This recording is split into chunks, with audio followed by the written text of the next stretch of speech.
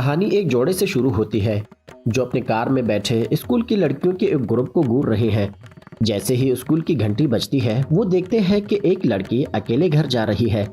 وہ آہستہ آہستہ اس کا پیچھا کرتے ہیں، معمولی سی بات چیت کرتے ہیں اور میٹھی باتوں سے اسے گاڑی میں بٹھا لیتے ہیں۔ کچھ ہی لمحوں بعد وہ لڑکی اغوا ہو چکی ہوتی ہے۔ وہ اسے اپنے گھر لے آتے ہیں اور باندھ دیتے ہیں۔ اگلی صبح ایک کمرے میں خون کے دھبے نظر آتے ہیں۔ واضح ثبوت ہے کہ اس کے ساتھ زیادتی کی گئی ہے۔ ڈیئر فرینڈز، یہاں میں آپ کو بتاتا چلوں کہ میرے زیادہ سبسکرائبرز تو نہیں، مگر آپ کی ایک سبسکرپشن مجھے ایک نئی امید دلاتی ہے۔ تو چلیے کہانی کی طرف مڑتے ہیں۔ پتا چلتا ہے کہ یہ جوڑا جان اور آگی ہے۔ جان قرض میں ڈوبا ہوا ہے اور اپنے گھر میں کسی قسم کی گندگی برداشت نہیں کرتا۔ آگی کے اپنے بچے ہیں لیکن وہ ان کے ساتھ نہیں رہتی کیونکہ وہ جان کے بچے نہیں ہیں۔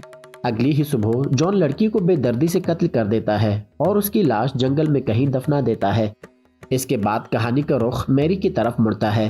میری ایک ہائی اسکول کی لڑکی ہے جسے اپنے بوائے فرینڈ یعنی کہ جیکسن کے ساتھ وقت گزارنا بہت پسند ہے۔ دونوں کا اپنا ایک خفیہ کوڈ ہے۔ وہ جملوں کے ہر ورڈ سے پہلے ایک الفابیٹ لگا کر ایک خفیہ پیغام بناتے ہیں۔ میری پارٹیوں اور نشے کی عادی ہے۔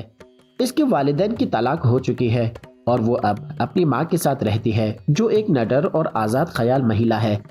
میری نے اپنی ماں کو کبھی معاف نہیں کیا کیونکہ اس نے شادی توڑ کر گھر چھوڑ دیا ہے۔ ایک دن میری ماں سے کہتی ہے کہ وہ دوست کے پارٹی میں جانا چاہتی ہے۔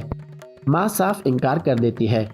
غصے سے بھری میری کمرے میں بند ہو جاتی ہے، پھر کھڑکی سے باہر نکل کر چھپکے سے پارٹی کی طرف روانہ ہو جاتی ہے۔ راستے میں ایک سنسان سڑک پر ایک کار اس کے پاس آ کر رکتی ہے۔ یہ جان اور آگی ہیں۔ وہ اسے اعلیٰ قسم کی منشیات دینے کا لالچ دیتے ہیں جو اسے زبردست محسوس کرائے گی۔ میری پہلے تو ہچکچاتی ہے، پھر اپنا ارادہ بدل لیتی ہے اور گاڑی میں بیٹھ جاتی ہے۔ گھر پہنچ کر جان اندر چلا جاتا ہے تاکہ ویٹ لے کر آئے، جبکہ آگی اور میری باہر بیٹھے رہتے ہیں۔ آگی آہستہ آہستہ میری کا اعتماد جیتتی ہے اور اسے پینے کے لیے اندر آنے پر راضی کر دیتی ہے۔ میری جیسے ہی مشروب پیتی ہے وہ لوگ اس کے گلاس میں نشہ آور دوا ڈال دیتے ہیں۔ چند لمحوں بعد میری کو عجیب سا محسوس ہونے لگتا ہے۔ وہ لوگ ترنت اسے پکڑ لیتے ہیں، کمرے میں گھسیٹ کر لے جاتے ہیں اور بستر میں زنجیروں سے جکڑ لیتے ہیں۔ میری چیختی ہے، چلاتی ہے، مگر کوئی سننے والا نہیں۔ اگلی صبح میری کی ماں کمرہ چیک کرتی ہے تو وہ خالی ہے۔ گھبراہٹ ہو جاتی ہے۔ وہ ترنت میری کے سارے دوستوں کو کال کرتی ہے مگر کسی سے کچھ پتہ نہیں ملتا۔ ادھر گھر میں جان غصے سے میری کے کمرے میں آتا ہے اور دیکھتا ہے کہ زخموں کی وجہ سے تمام بستر گندی ہو چکی ہے۔ ساتھ ہی وہ نوٹ کرتا ہے کہ اس کا کتا فرش پر گندگی چھوڑ گیا ہے۔ گندگی دیکھ کر جان غصے میں آتا ہے اور آگی پر چیختا ہے کہ سب کچھ ترنت صاف کرے۔ آگی خاموشی سے مان لیتی ہے۔ آگی کا رشتہ جان کے ساتھ کچھ عجیب سا ہے، یعنی کہ آدھا خوف اور آدھی وفاداری۔ وہ اس سے ڈرتی بھی ہے اور ٹوٹی ہوئی دیوانگی کی حد تک اس کی وفاداری بھی کرتی ہے، اس لیے وہ اس کے ساتھ جرائم میں شریک ہو جاتی ہے۔ جان کے باہر جانے پر آگی میری کو پانی دیتی ہے اور نہانے کا موقع بھی دیتی ہے۔ واش روم میں میری کو کھڑکی کھلی ہوئی نظر آتی ہے۔ اسی دوران باہر ایک شخص جان سے اپنے قرض کا مطالبہ کرتا ہے۔ جان اسے وعدہ کرتا ہے کہ کل دوں گا۔ بعد میں آگی میری کو زبردستی ایک خط لکھواتی ہے، میں شہر چھوڑ کر ہمیشہ کے لیے جا رہی ہوں۔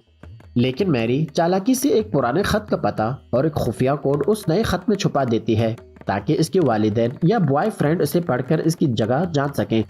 آگی خط کو پڑھتی ہے مگر کچھ خاص نظر نہیں آتا۔ وہ مطمئن ہو جاتی ہے۔ میری پھر سے بہانہ کرتی ہے کہ اسے واش روم جانا ہے۔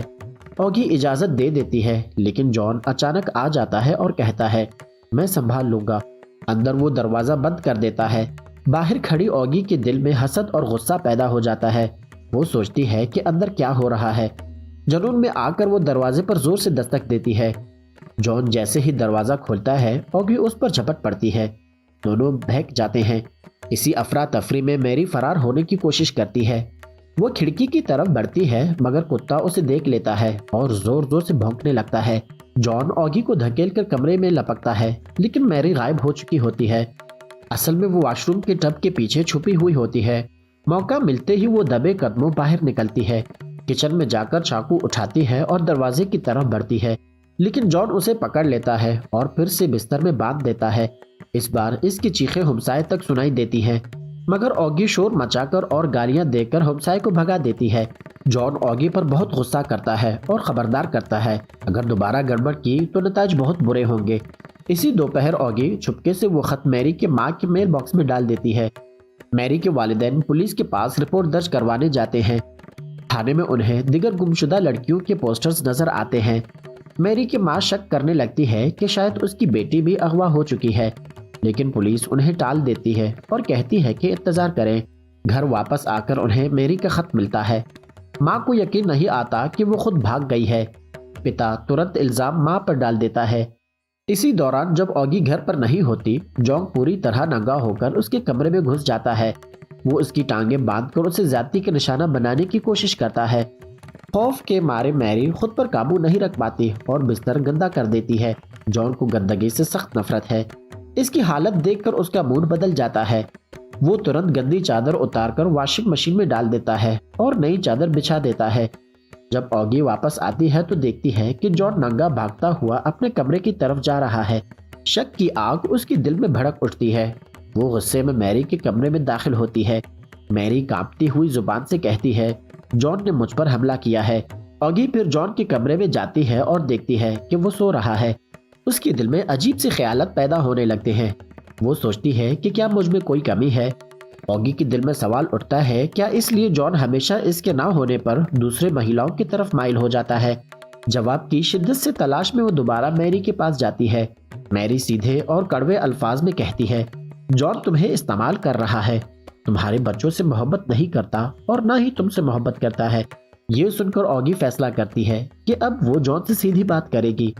जॉन जैसे ही कमरे से निकलता है, ऑगी उससे पूछती है, मेरे अंदर आखिर ऐसी कौन सी कमी है। जॉन तुरंत मीठी बातों से उसे बहला देता है। वो यकीन दिलाता है कि वो सिर्फ उसी से मोहब्बत करता है और कहता है कि वो महिला सिर्फ उन दोनों के दरमियान झगड़ा कराने की कोशिश कर रही है। वो वजाहत देता है कि वो कमरे में सिर्फ गंदी चादर बदलने गया था और कहता है अगर वो यकीन नहीं करती तो वॉशिंग मशीन चेक कर ले। ऑगी देखती है और वाकई वहाँ गंदी चादरें पड़ी हुई होती हैं। यकीन करके वो जॉन से माफी मांग लेती है।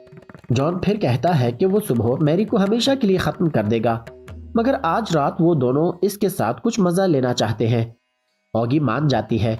दोनों मिलकर मैरी के कमरे में जाते हैं और उस पर जिस्मानी और जहनी तशद्दुद डालते हैं।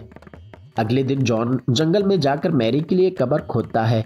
जब वो वापस आता है, मैरी की हालत इतनी खराब हो चुकी होती है कि वो खड़ी भी नहीं हो पाती।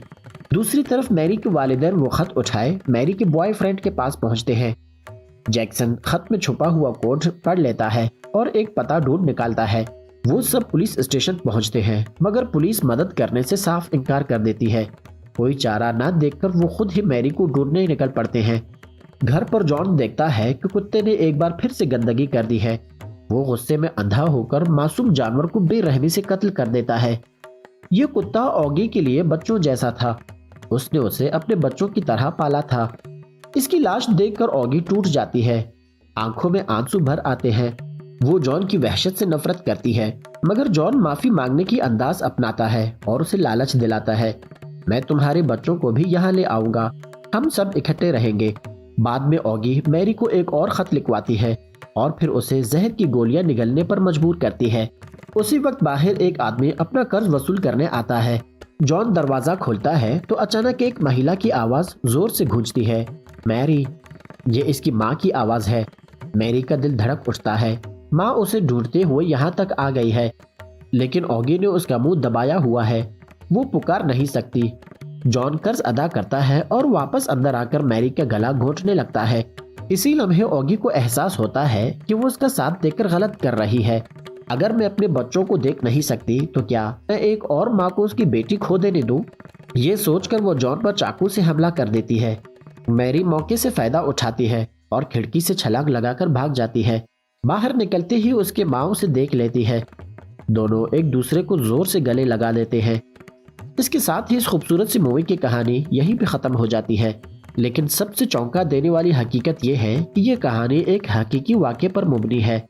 कहते हैं कि ऐसे दरिंदे वाकई दुनिया में मौजूद हैं, मगर याद रखें उनका अंजाम हमेशा भयानक होता है।